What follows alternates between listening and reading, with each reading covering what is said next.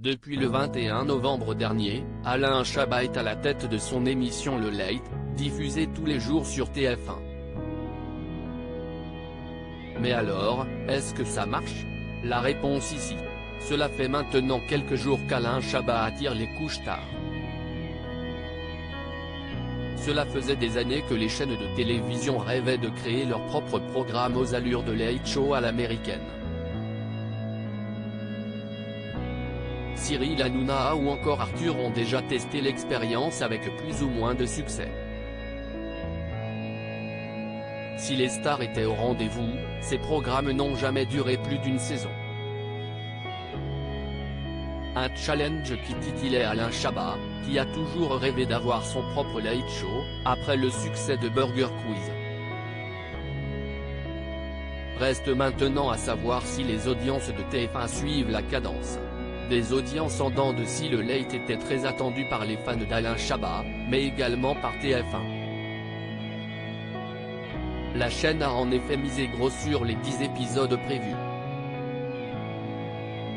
Pour les 2 premiers numéros, le producteur d'Astérix et Obélix, Mission Cléopâtre a réussi son pari en dépassant plus d'1 million de téléspectateurs.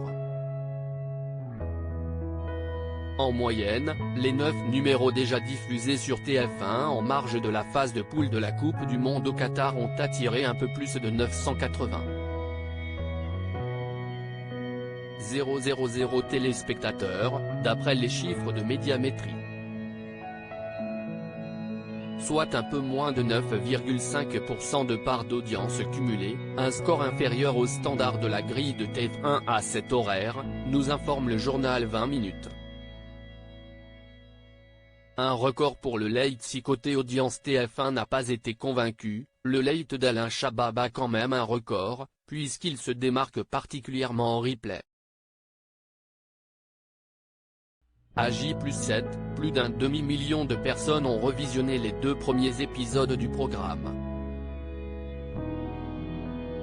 Un record historique pour la télévision en replay pour un programme diffusé dans cette case, déclare Xavier Gandon, le directeur des antennes de TF1 à 20 minutes. Il précise, c'est l'équivalent de série Netflix lorsqu'elle arrive en France, peut-on lire, toujours dans 20 minutes. Toutefois, malgré les audiences, il y a peu de chances pour qu'une saison 2 soit commandée. Il y a des programmes qu'on est heureux de pouvoir faire même s'ils ne reviennent pas, conclut Xavier Gandon. À lire aussi Roi du Monde, cette séquence est folle, les internautes hilarent devant un échange lunaire entre Alain Chabat et Édouard Baird dans le Late Show. Article écrit en collaboration avec 6 médias.